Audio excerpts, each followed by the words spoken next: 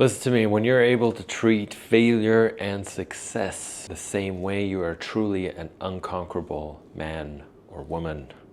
Because the tendency when you fail is to be hard on yourself, to criticize yourself, and that can discourage you to the point where you no longer take action. And then you have a negative view of yourself, because the tendency sometimes is to link failures to our personality. So if this thing failed, that means I'm a failure. And the tendency when you succeed is to also say, well, I did that. That's me. And that inflates your ego.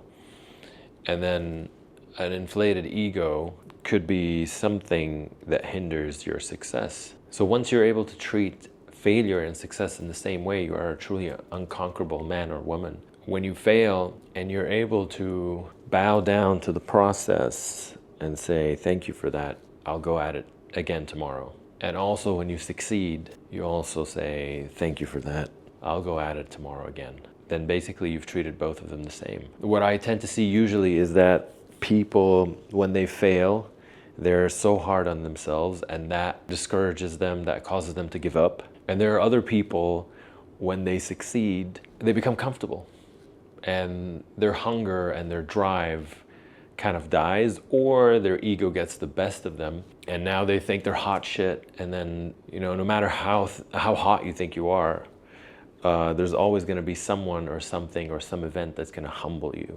Once you get to that stage where you treat both of them the same way, you're a truly unstoppable person. Because the biggest risk to your success is you and the way you think. If you are really hard on yourself when you fail, then that's the risk of failure.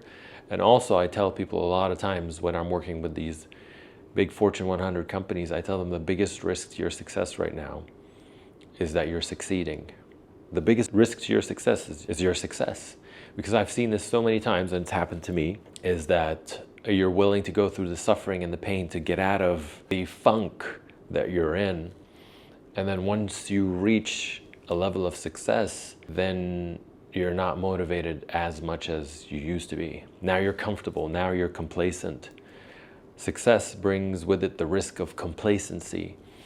And the antidote to that is not to hold on to your success anymore, because what happened to me was I worked so hard to get out of being homeless at some point. And then I gained a lot of success. I went from being in debt to making $100,000 the next year.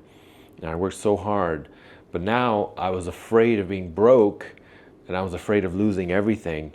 And now all of my energy was consumed on trying to protect the level of success that I had. But the antidote for that is not to protect what you have, because if you're using all of your energy to protect what you have, then now you're playing the game not to lose instead of playing the game to win. The antidote to that is to raise the ceiling even higher. What I usually do is I 10x what I've already achieved. So every year I sit down and I say, what did I achieve last year? So this year we're gonna have to 10x it. Because the risk for me, I know myself, I get complacent when I succeed. So, with time, you get humbled. Now when I fail, it doesn't really get the best of me anymore. I just say, well, that's part of the process. We'll go at it again tomorrow. And then when I succeed, it's good to celebrate. I do celebrate. In the past, I didn't celebrate as much. But now I do celebrate, and I say, well, thank you very much. We're going to go at it again tomorrow. And then you repeat the process. You stick to what got you here. What got you here was hard work.